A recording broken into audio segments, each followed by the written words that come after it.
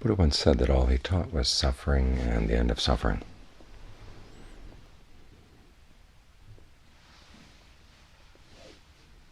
He analyzes suffering so that we can put an end to it. And it's good to look at his analysis, because this is why we're quieting the mind, so we can actually look at suffering, comprehend it in the terms that he pointed out. Because suffering is the big issue in life. Everything else becomes an issue because it's related to suffering in one way or another. So if you can focus on this issue, you take care of everything else. And because it is such a big issue, the Buddha tries to break it down. He talks about suffering in various terms in different contexts, but his most condensed analysis is the 5 clinging aggregates. Form is a clinging aggregate, feeling is a clinging aggregate, perception, fabrications, and consciousness as a clinging aggregate. He talks about the aggregates to help make it a little bit more impersonal. We tend to identify so much with our sufferings. Our strongest sense of ourself is around the areas where we've suffered in life, particularly if we feel that we were unjustly treated. That's where our strongest sense of self gets centered. So he divides it into the 5 aggregates to help take it apart and make it more impersonal.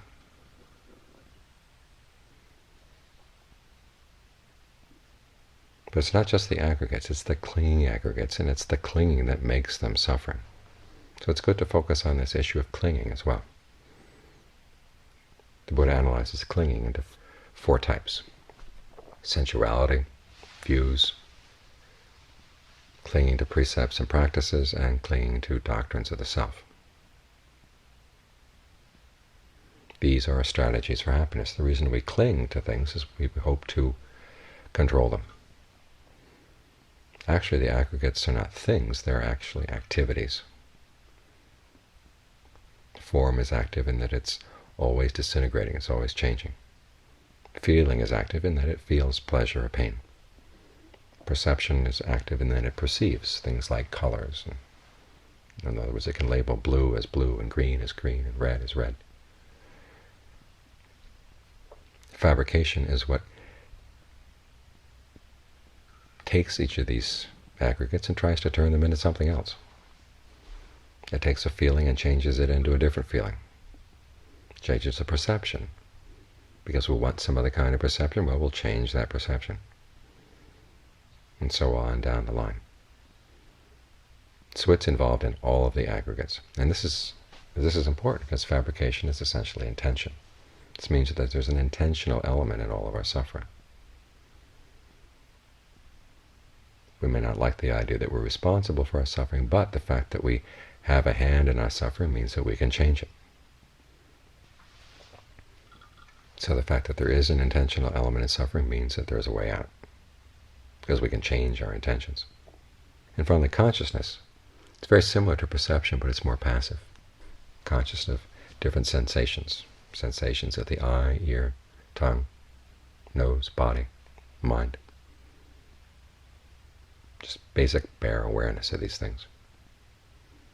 These are all activities. And in clinging to the activities means that we keep trying to do them again and again and change them into other activities so they're better. We change them for the sake of other aggregates. This is why it's such a futile process. And so we think that a particular feeling, say, is our self. Or having a particular view in and of itself will give us security, will give us peace, will give us purity.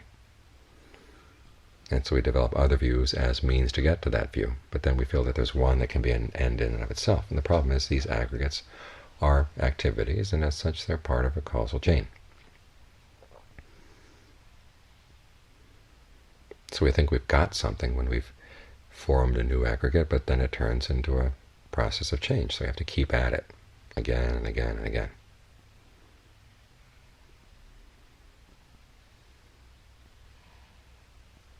And this obsession with trying to find happiness out of the aggregates, that's basically what the clinging is all about. We try to control them and set them up in ways that will have us comfortable in a secure way, but then it keeps crumbling away. In other words, you can't take the aggregates as ends in and of themselves, even though we try. And this is essentially what clinging is all about. We're trying to find some aggregates. Usually it's the aggregate of feeling. We want a happiness that we can hold on to. And then it slips between our fingers. Some people feel that the solution is, well, not to try to have the idea that there's going to be a totally satisfactory happiness. Be content with the idea that it's always going to change, and just learn how to live in that changingness. Accept it. But that's suffering. Nobody can stay that way for long. You end up finding that you surreptitiously start hanging on to other ideas. You have other views. This view in and of itself is something people hold on to very tightly. The idea that everything is all about acceptance. That's the way it is, they say, and they think that they've ended the discussion, ended the issue, but they haven't. It just goes underground.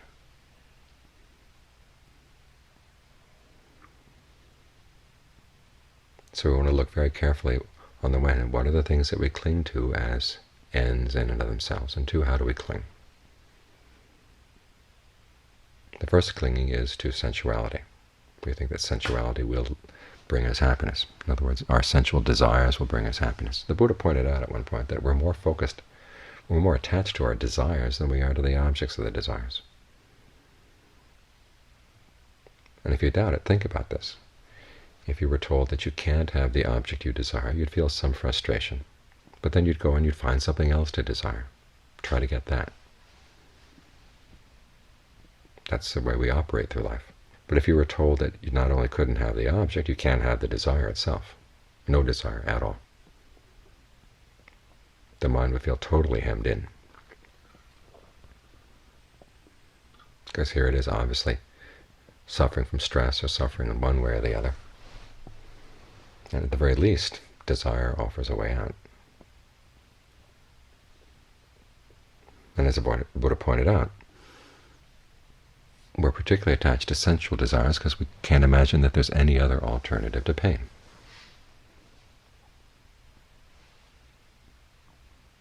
So this is one of the ways we cling to the khandhas, particularly to the perceptions and fabrications that deal with sensuality.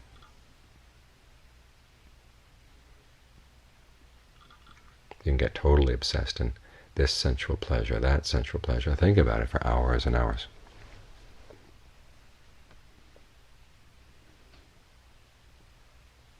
In hopes of finding some satisfaction there. But as the Buddha points out, it's never really lasting, and often brings on more pain than satisfaction.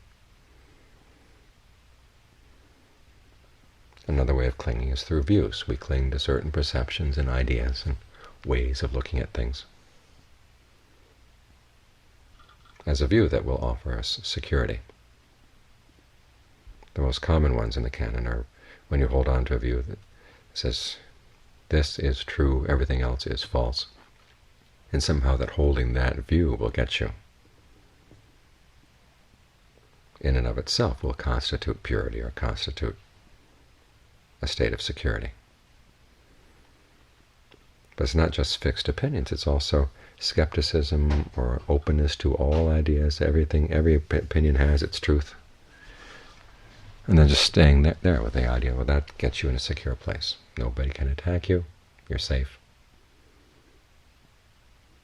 You're open-minded. Nobody can accuse you of being closed-minded. But you just hold on to the view. And you can be attached to a view of total acceptance, or you can be attached to a view of broad-mindedness.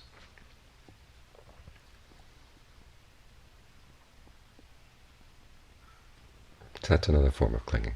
Third one is precepts and practices. Most often this has to do with rituals, saying that somehow by following a ritual way of practice you're going to gain security. But also can refer to our little private rituals, the ways we have to do things. They tell a story about Conrad Lawrence, the biologist. He was raising goslings and was able to give away the different goslings. He had one left. Apparently the the goose died shortly after the goslings were born, and so Conrad Lorenz took over their care. And of course the one who was left fixated on Conrad Lorenz as his mother. And when Conrad Lorenz was outside, the gosling would follow him around wherever he went. This was during the summer. Now as the fall approached it and it started getting cold, he realized he was going to have to bring the gosling, which now was getting fairly sizable, inside the house.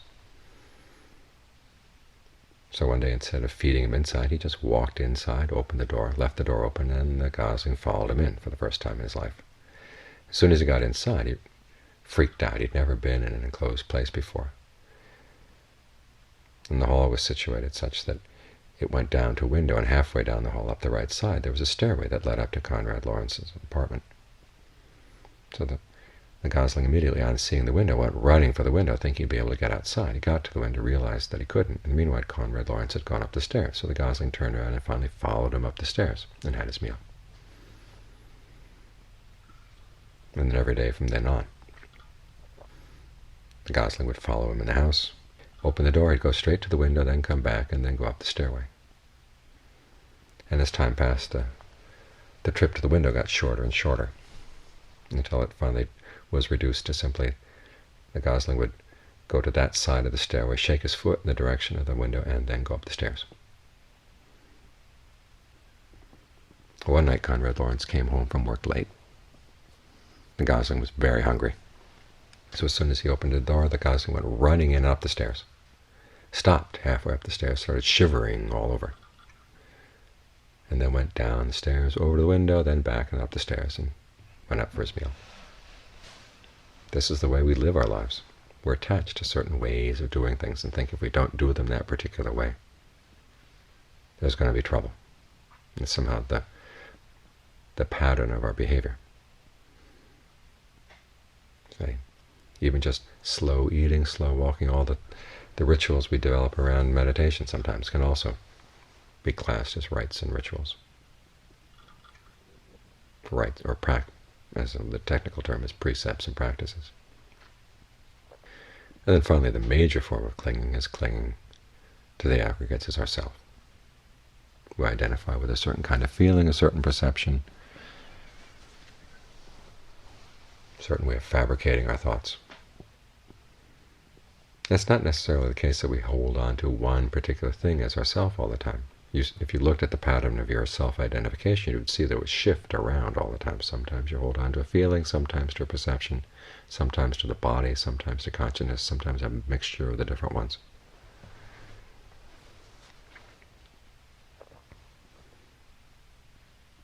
But this is the big underlying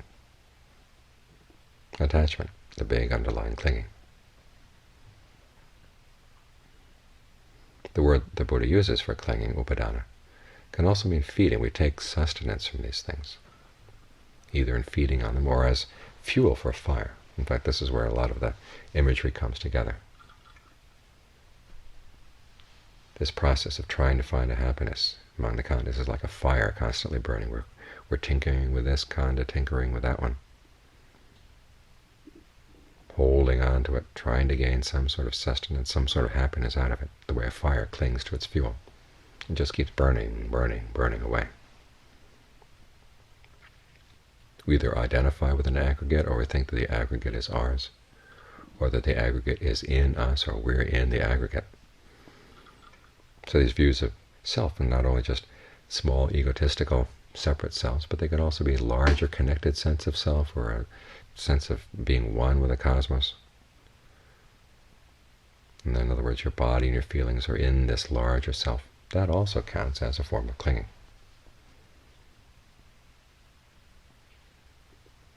This is how we suffer.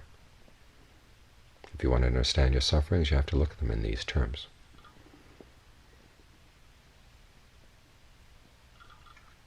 Now, the quick reaction to hearing about this would be, well, we've got to let go of these things. Okay, I'll let go. But it's threatening if you actually look at the way you deal with life. It's like being asked to give up control, and the mind will balk. It's being deprived of its basic means of finding happiness. So the Buddha doesn't have you drop the aggregates right away, and he actually doesn't totally have you drop clinging right away. as you take the aggregates and turn them into a path. Because when we're practicing concentration, you've got the breath, which is form, and you've got the feelings of pleasure that you're trying to develop out of the breath, and that's feeling. And you've got the perception that keeps you with the breath, that's perception. And you've got the fabrications of directed thought and evaluation. And the breath, that counts as a physical fabrication. And then there's the consciousness of all these things. And that's what you do, is you take the aggregates and you turn them into a path. Instead of trying to regard them as objects of sensual desire or as yourself or as ritualistic ways of doing things or as a view that you hold on to.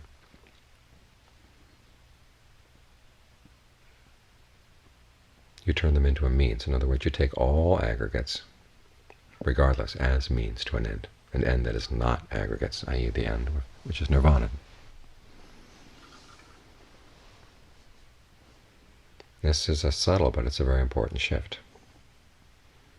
You take all this process of holding on to the aggregates, you hold on to them in a new way. Not with the obsessiveness of clinging, but you still hold on to them.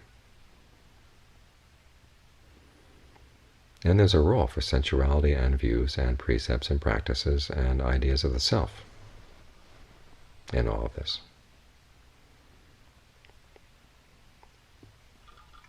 In other words, you don't go into total sensual denial, saying, I'm not going to allow myself to enjoy food, I'm not going to allow myself to have any comfort at all. That's self-affliction, which is one of the extremes that the Buddha avoided. At the same time, you avoid sensual indulgence. You try to find the middle way where you feed the body enough to get along. Keep it comfortable enough so that it can function.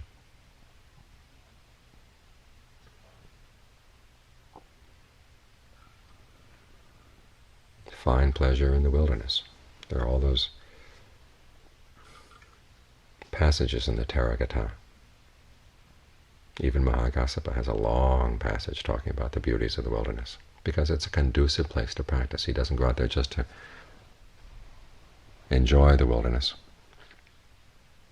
or to enjoy the sensual pleasures of the wilderness, but to use that pleasant abiding as a place where you can really devote yourself to the practice. As for views, after all, there is right view in the path. In other words, it's a view that's not taken as an end in and of itself, and it's not just a general broad-minded acceptance of the potential truth of all views. It's realizing there are specific views that are really helpful in putting an end to suffering. So you take them on as tools. Views about karma, views about the nature of suffering and the Four Noble Truths, these are useful views for the purpose of putting an end to suffering. So you hold on to those. As far as precepts and practices, after all, the Buddha does have the precepts for us to follow, and there's that practice of jhana. Again, you follow it as a means to an end. And their views of the self. Your idea of who you are is going to change as you practice. You don't really totally abandon any sense of I until you reach the state of arahantship. Even non-returners have a lingering sense of I. But in the beginning, you use that sense of self, again, as a means. Realizing that if you want true happiness, you have to point all your activity in the direction of nirvana. You have to be responsible. You have to be willing to give up immediate gratification for the sake of longer-term happiness. All this requires a very healthy sense of self. And the Buddha is clear about that. He says the self has to be its own mainstay.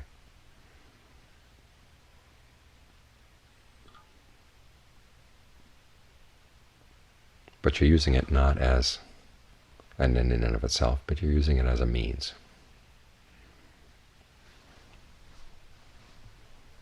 Learning to get a more and more refined idea of what's worth holding on to as self and what's worth letting go as not self. If you start holding on to the states of concentration, you get very, very attached to them. But there does come a point where you realize that if you're going to move on in the practice, you have to learn how to let go. But in the course of doing this, you become a much stronger, much more confident person. So it's easier. You've seen the happiness that comes from letting go, so finally you let go of your ultimate attachments. As the Buddha said, the ultimate attachment is to these very high states of jhana, the equanimity that comes with neither perception and non-perception. That's the ultimate clinging.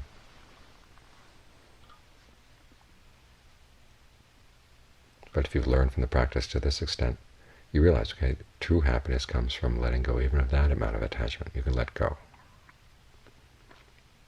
In that case, you don't feel threatened,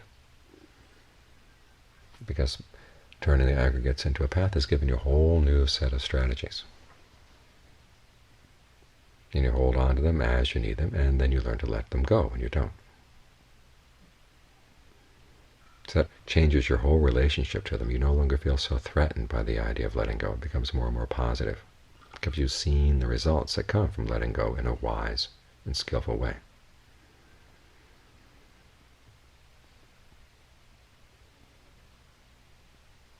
When you reach that state, then there's no more burning. You abandon all the fuel. This is why the image for the goal is nirvana, the going out of the flame. This doesn't mean that you go out of existence, simply that all that feeding and agitation that comes with clinging is no longer there. As the Buddha said, just as if when a flame goes out, you can't say whether it's gone east, west, north, or south. And when there's no more clinging, you're no longer defined.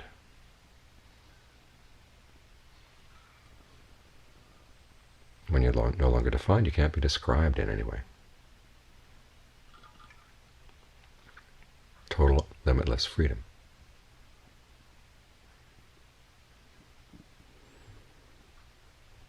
So when we let go in an intelligent way, not just by trying to drop everything. That doesn't work because we deprive ourselves of the strategies we need to gain true happiness. And the mind balks. It'll find surreptitious ways of holding on, clinging no matter what. So what you do is you learn how to let go in stages. Try to convert these aggregates not from being ends in and of themselves to being means to an end outside of the aggregates. Take this whole process of clinging and holding on to the aggregates and be more conscious about it, be more deliberate about it. Have a sense of focus, have a sense of priorities. Even though there may be stress involved with the path, at least it's stress that leads to a higher purpose. It too becomes a means to an end. The pleasure of the practice becomes a means to an end. That's outside of the aggregates. Once you've reached there, okay, then you can totally let go. It's a more natural process, more skillful process than just trying to drop everything and claim to be like the person who lets go of the raft in the middle of the river, or lets go of the ladder halfway up. You hold on until you get to the shore, and then you let go.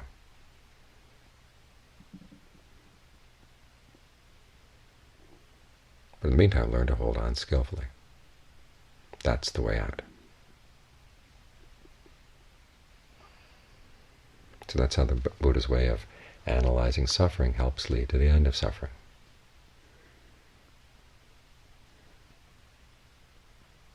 It really is one teaching. Many times you hear that, well, the Buddha said, I teach one thing, and then he says two things, suffering and the end of suffering. He actually doesn't say, I teach one thing. He just says, all I teach is suffering and the end of suffering, but it is a connected truth. The way he describes suffering helps understand suffering so that you can put an end to it.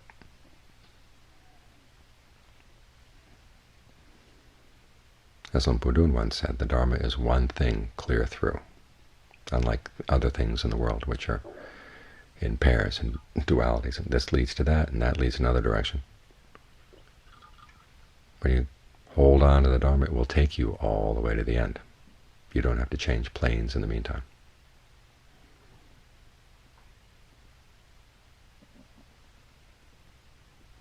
So hold on to the path. It's the one way of holding on that will eventually lead you to freedom.